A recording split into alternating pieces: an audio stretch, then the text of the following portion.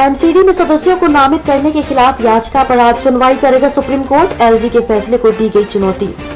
Supreme court Delhi नगर निगम MCD में उपराज्यपाल द्वारा 10 सदस्यों को नामित करने के विरुद्ध दिल्ली सरकार की याचिका पर सुनवाई आज सोमवार को करेगा। इस याचिका पर सुनवाई प्रधान न्यायाधीश डीवाई चंद्रचूड़, न्यायमूर्ति पीएस नरसिम्हा और न्यायमूर्ति जेबी पार्डीवाला की पीठ करेगी। सुप्रीम कोर्ट ने 29 मार्च को याचिका पर उपराज्यपाल कार्यालय से जवाब मांगा था। वकील शादान फरासत के माध्यम से दायर याचिका में अरविंद केजरीवाल नीति सरकार ने निर्वाचित सरकार और उसकी मंत्रिपरिषद की सहायता और सलाह के बिना सदस्यों को नामित करने के उपराज्यपाल के निर्णय को चुनौती दी है। सुप्रीम कोर्ट ने फरवरी में यह स्पष्ट करके महापौर और उप महापौर के लिए चुनाव कराना सुनिश्चित किया था कि एमसीडी के 10 मनोनीत सदस्य महापौर के चुनाव में मतदान नहीं कर सकते। मनोनीत सदस्यों का नामांकन रद्द करने के अनुरोध के अलावा याचिका में उपराज्यपाल कार्यालय को मंत्रिपरिषद की सलाह के अनुरूप दिल्ली नगर निगम अधिनियम की धारा 3 और 3B आई के तहत एमसीडी में सदस्यों को नामित करने का निर्देश देने की मांग की गई। याचिका में कहा गया कि निगम अधिनियम का कोई भी प्रावधान कहीं भी यह नहीं कहता कि इस तरह का नामांकन प्रशासक द्वारा अपने विवेक से किया जाना है। याचिका में कहा है कि यह पहली बार है जब निर्वाचित सरकार को उपराज्यपाल द्वारा पूरी तरह से दरकिनार करते हुए इस तरह का नामांकन किया गया है।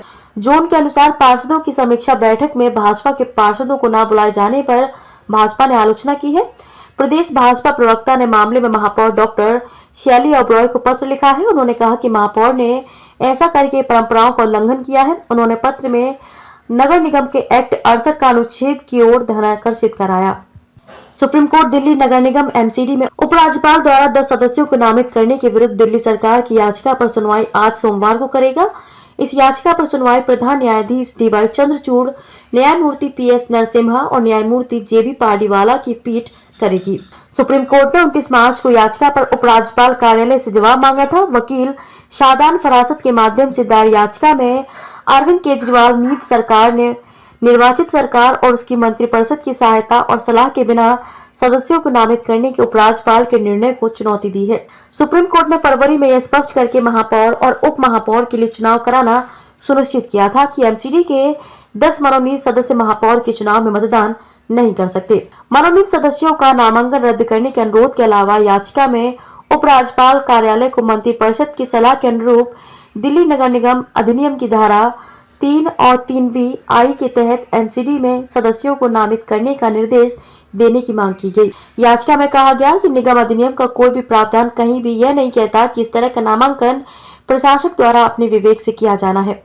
याचिका में कहा है कि यह पहली बार है जब निर्वाचित सरकार को उपराज्यपाल द्वारा पूरी तरह से दरकिनार करते हुए इस तरह का नामांकन किया गया है।